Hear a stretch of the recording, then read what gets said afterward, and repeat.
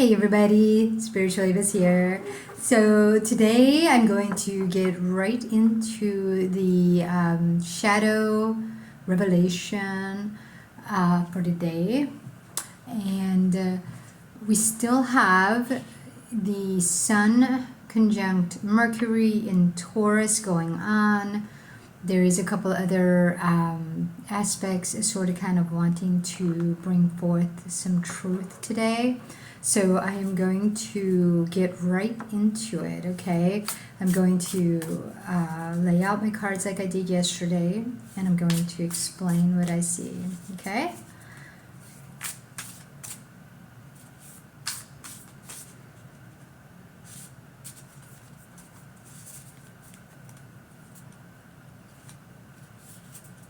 So the first card is the shadow trait, okay? And so Holy Spirit said, just go ahead and lay out the cards today. This is going to be the fear that keeps it going. This is the harsh truth. This is going to be the goal. And then this is the relationship to self. Okay, so we laid out our cards today. Holy Spirit said, just lay it out today, don't mix, we're good. Okay, and so now I'm going to start with the shadow aspect, okay? And in the center we have the 10 of Swords, okay? So I'm going to let you guys take a look at that. Okay, now notice this looks like a voodoo doll, and a pair of hands is holding his hands. However, notice how he's got some needles already going in, and I'm going to look at this a little bit here. His own hands have needles going into the heart. So the shadow here, it's almost like, and it's the 10 of Swords, guys. And remember, swords is the battle, the battles we have internally and externally, okay? Because we see them in the reflection of external people, okay? And they cause us to battle and prove ourselves. But the fact that the hands is holding the voodoo doll with needles stabbing the heart, it's almost to say we create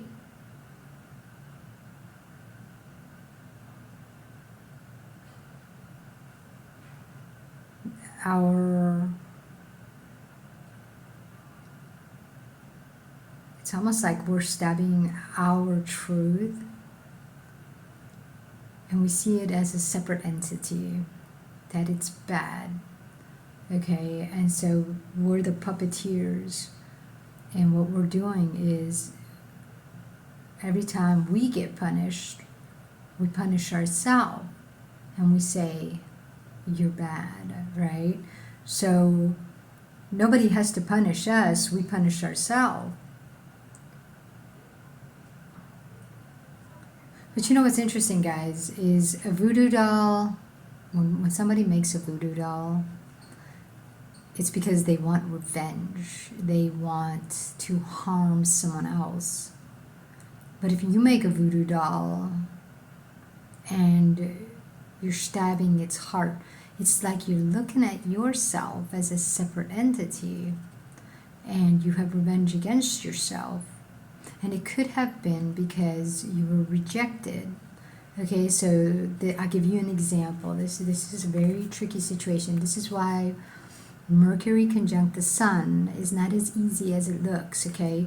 So your Mercury, because when you were a child growing up, your Mercury was still developing, but your Mercury, you have a Gemini masculine Mercury, and you have a feminine body Mercury. Okay, so Virgo is the body. That's your health, your routine. But your body needs the mind in order to work together to move something forward in this life.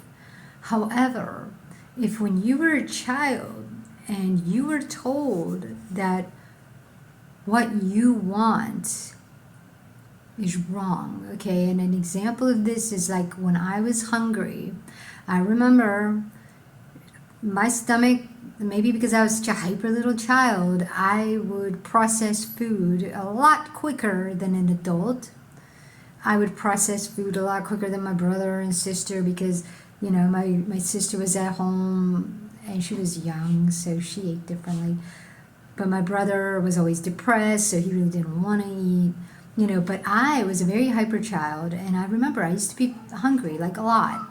And I remember going up to my mother and just being like, hey, Mom, I'm hungry. She would yell at me, and she would say, it's not time for dinner yet. Go back and play. And so even though that's not yelling, to a child, it's a rejection. It's a form of rejection. And so what I would do is I would say, oh man, I got in trouble. Now my mom doesn't like me because I asked for food. And in a way, that voodoo doll became my Venus and Mars when they were trying to move forward. My truth, hunger. Okay, Venus and Mars going out, meeting Mercury. Mercury says, all right, I'm going to go ask my mother for food. Mother rejected it, and so now Mercury, the hands, is saying, you guys got me in trouble. I'm going to stab you. Okay, I'm going to get you back. And so it's almost like Mercury can create a self-punishment for itself because growing up, it wanted external validation, external approval. Meanwhile, your internal energy was trying to keep you alive. You're hungry. So how this can turn out, you guys, in life right now, is that when you get up in the morning, and you get up a little late, okay, a little late than usual, and you say, well, I'll just grab breakfast when I get there. I'm late. I'll grab breakfast when I get there. Meanwhile, your stomach is hungry. Your Venus and Mars have told you, hey, we're hungry. We don't have energy to go. But yet your Mercury mind and body say, oh no, we're going to go. We're going to go. And what that does is it stabs your heart. Okay, and you know, the external spirit. The external spirit, guys, is anything you learned, okay, that might scare you. Oh, if I'm late for work, I'll get written up. I won't get that promotion. Okay, that's the external spirit trying to scare you to stab yourself, drag yourself to work and say, we'll get food later. Okay, so that's how this shadow will show up in life. That's one of the ways, okay? But you can see where that's going. So now the fear that keeps it going, you guys, okay? And this is what I just talked about, the tower. So if you notice the tower, you guys, this is something very important to pay attention to. Okay, this is a building, and it's got a little cross on it. So it's religious beliefs. So remember, guys, a house is your home. Your body is your home. So when Venus and Mars say, hey, I'm hungry, let's eat, before we drag our mind and body forward to please other people because of a fear that we'll get written up, or that we won't get that promotion, or we'll lose the job, or whatever may be that fear. But that tower, you guys, is every time you push your body because of that fear, because of that belief, okay, it's going to show up in a sickness. Now, the fact that you may have already assumed that a sickness comes from external stuff, external people, oh, I got the cold because my boss had it, and now I got it. That's not true. then the whole damn office would have it. Oh no, they just have higher immune. And once again, do you see how the brain likes to rationalize rather than go in? And it won't go in because it's punishing itself. Okay, so that shadow will burn you out. It will cause some sort of collapse, but that's what is igniting it. Okay, that's the fears.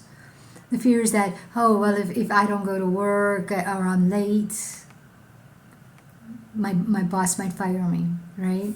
The tower scares you. The tower says, oh, you better go where else, okay? And so now comes the harsh truth. And the harsh truth really is actually what will help you see it, okay? We've got the high priestess here. But notice, the high priestess, you guys, there's the pomegranate, Adam and Eve, the snake, okay, mask, veil, being veiled. And this, she's also wearing like a pomegranate for a necklace. So in my humble opinion, you guys, the story of Persephone going into the underworld, but Persephone, here's the deal. So the harsh truth, what keeps us going when it comes to self-punishment is Persephone. And the story of Persephone, y'all know that Demeter, which is the seasons, okay, Demeter, they call it Ceres, Demeter, different mythology will call it a different name. But Persephone was the daughter, okay, of Demeter. And I think she came from Jupiter, but we won't go into that. The key point, though, is Ceres and Demeter, the same name, same person, different name, different mythology. They represent how you nurture yourself. Okay, the daughter Persephone is going to be the extension. And when you're listening to your mother, rather than the truth of who you are, you end up in a void. You end up in a void because you don't want to make a decision. You don't want to hurt your mom by being true to you. You know, you don't want to say, well, I'm not going to listen to you, but now you're not listening to yourself. And so Persephone ends up getting kidnapped by Hades while she's out in the field doing the work. And Hades falls in love with her and takes her into the underworld. And then Demeter has to negotiate. Okay, and it's because they say she took a bite of the pomegranate, but regardless, the main point was the negotiation of half and half. And this is what we do, guys, in this life, is we won't make a decision for ourselves. What we'll do is we'll say, whatever I got to do to get this and have that is what I'm going to do. And so we negotiate. So in this life, your Mercury and your Sun could be avoiding your true feelings, okay, because you don't want to hurt people. Meanwhile, you don't realize you're hurting yourself. You're hurting yourself. And it is all a part of this belief system that you don't want it to collapse. You don't want things to crash and burn. Okay, you want to love your parents, but you want to love yourself. So you just go, well, when I go to their house, I'll be one person. When I'm over here, I'm a whole nother person. But you can't do that. Because believe it or not, you're the person who is splitting. You're splitting because you don't want to hurt these people, but you're splitting because you want to be real for yourself. And it's not to say that, oh, you're going to stay real for yourself, but you're going to split over here, or that's okay because you're just extending. No, you still split. And that's called a lie. And this is where Hades is able to come in and steal Persephone away from Demeter because of the split. She doesn't want to make choices. So in this case scenario, if you want to get out of this mindset where You believe you've got to split yourself amongst people. You got to lie over here. You can't be with these people unless you pretend you don't smoke. You can't be with these people unless you pretend you're Catholic. Okay, and really, you don't. It's not that you're not Catholic, but you're just like, I don't really practice, but these people do, so I'm just gonna pretend I'm there. You know what I mean? And it's like, because I want to be accepted. But that's not the answer. So here comes the answer, which is judgment. Okay, so this is the goal. The goal right here. When you look at this, what is judgment, guys? And if you look at this, first of all, there's bats. Okay, she's got bat wings. She's got the trumpet, right? The horn. And the thing about bats, guys, is they go at night. They can't see. They go by sound. So she's playing a trumpet. Okay, she's playing a trumpet, and the bats are following her. But she's a bat too. And to me, what that represents, guys, is, notice how she's outside the house in the field.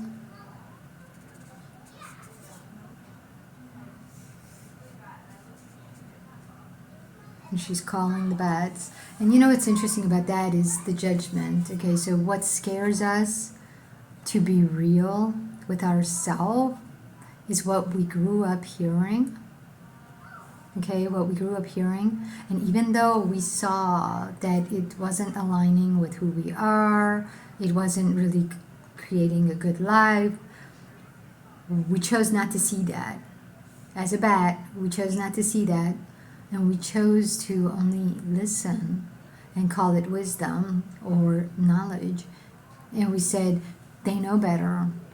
So now I'm going to do the same thing. But here's the thing, guys. For her to be blowing the trumpet, to continue to call the bats, to keep them around, and she herself is a bat, it's almost to say that she's repeating what she's been taught. She's repeating what she's heard in order to keep it going. And she calls this, the judgment on that is that she's saying, I'm going to judge what I do rather than feel it. Okay? I'm going to listen to what I heard. I'm going to repeat it so that it will ring true. And meanwhile, it's not. It's actually farthest away from who you truly are, because without seeing, feeling, being the truth of who you are, you're being somebody that you keep replaying the voice in your head that you heard, that you followed when you were growing up. You followed it. It's almost like Persephone following Hades to the underworld. Okay? But it's like she didn't feel her feelings, like, oh my God, we're going into dark territory. What is this? She didn't feel that because maybe her mother was like, when someone older comes, you better listen because you're just a child. And so Hades, being older, looked like a daddy figure. Yes, sir, I'm going to come help you. And boom, she got stuck in the underworld. And so this is how we end up leading ourselves into things that we don't even agree with. But yet we'll keep playing that trumpet sound that we heard. And this is where churches come in, guys, is that they're constantly repeating words to you. And if your brain associated it with something that wasn't in alignment with how you truly felt or who you truly are, then you could have a crosswire. And now you're thinking that's true. And that's why you keep landing into near-death experiences, because that's the only way that the energetics can stop you from continuing forward. Okay, and so now comes the relationship to self and how you're going to fix this. We have the 10 of Cups. And notice how this is very interesting. It's 2 cats, one dark, one light. Notice how they have angel wings. Okay, and they're colored. Okay, which is very interesting to me because one of them is orange and yellow. And the other one has red, purple, blue, orange, and yellow. Has all of it. But notice what is traveling between them. Mice. Okay? And it's 10 little mice, I'm sure. Because the 10 of Cups. But remember, guys, cups are what poisoned us. So your relationship, and remember, cats are external spirit. So your relationship to a masculine, feminine, external spirit, and remember, mice are like thieves. They go into your house, they steal food, they multiply rather quickly, they chew through things, they destroy your clothes. Okay, so remember, the relationship to the truth of who you are, you would have to align with your energetics, mind, body, heart, soul. You would have to align with your root chakra, your sacral, your solar plexus, your heart, and then go to your throat. You go to your third eye, and then the crown, and eventually, there's more, but those are the basic ones that you sort of kind of want to realign. But in order to realign, you have to let go of this external spirit. Remember, guys, Black Moon Lilith, White Moon Selena, even though they try to help you, they still are a part of Lilith. And Lilith was an asteroid that happened to you when you were a kid. You wanted to get some food. And someone said, "No, why are you always hungry? You need to eat when I tell you to eat. Go to your room. Dinner is later." Okay, and all of a sudden you think you're wrong. So you start to go against yourself and your heart and your feelings, and you punish yourself because you say, "You got me in trouble." But it was like, no. We never saw that the external spirits were robbing us of our truth. And we started to believe that they were the angels. And we started to change ourselves and our relationship to ourselves in order to be with them. But they're not for us. We have to feed them. So if you want a healthy life and you want, to be able to create what you really want and feel it. Okay, I know a lot of people have created what they think they want. I got my house, I got my car, but then they're always buying new cars. They're always moving and finding new houses because they get bored. They're not actually happy. Because that happiness is going to come from inside. But if you've been achieving everything with external spirit and what you heard, you know what I mean? This is where you're not going to feel happy, and eventually you get a sickness, okay? Because it attracts in the underworld. Okay, so that's what I have for today, guys, for the Sun and Mercury conjunct in Taurus, the final day. And I will see you guys tomorrow with more, all right? Take it easy. Ciao.